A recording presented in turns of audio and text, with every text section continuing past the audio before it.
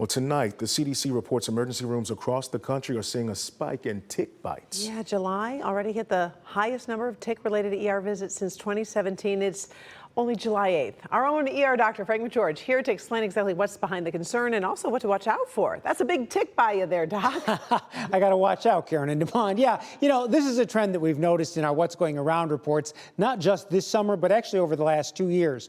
More people are coming into local emergency rooms, urgent cares, and doctors' offices because of tick bites. In fact, one Clarkston doctor saw 3 cases of Lyme disease in his practice just in late June. Here's what you need to know.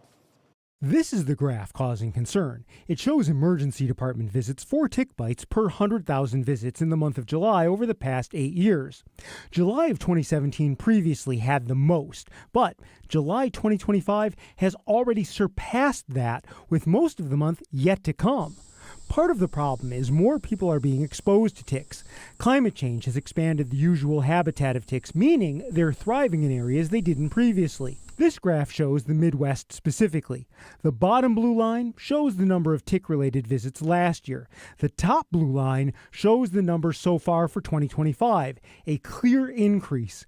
Now, ticks can transmit various illnesses through their bite, including Lyme disease, Rocky Mountain spotted fever, and anaplasmosis. CDC data shows kids under the age of 10 and adults over age 70 were most likely to be seen in the ER for tick bites. Men were treated for ticks more often than women. Now, while ticks can now be found anywhere, they're more common in high grass, wooded areas, and places with lots of brush. Most people won't feel a tick bite because ticks have compounds in their saliva that make their bite painless. That's why doing regular tick checks on yourself, your kids, and your pets is so important. In most cases, a tick must be attached for more than 24 hours to transmit Lyme disease.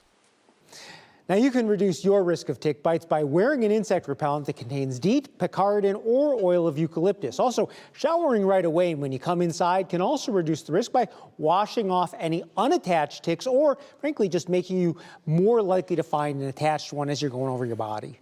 I'm just so grossed out by this. Okay, so let's say the tick's attached. Yeah. Which means like its head is buried in you somewhere. What are you supposed how are you supposed to get it out? So the key is you want to grab it by its head, just above the mouth parts, and you want to pull it straight up with tweezers or your fingers. There's also little tools actually, or cards that have a notch cut out in them that can also be used. The real trick is to pull straight up without squeezing the tick's body so that the mouth parts come out and you don't squeeze it and squeeze what's in the body into your body. This is a squeamish one over here. Yeah, because I think about all the hiking I do and I really don't think about it. Or you can come to the ER and we'll get it out for you. Okay, thanks. This is so gross, but it's important to know. It is. Yeah. And says the woman who had a whole moth in her ear. That is true. I did have a moth in my ear. Pull all kinds of bugs gross me out so bad.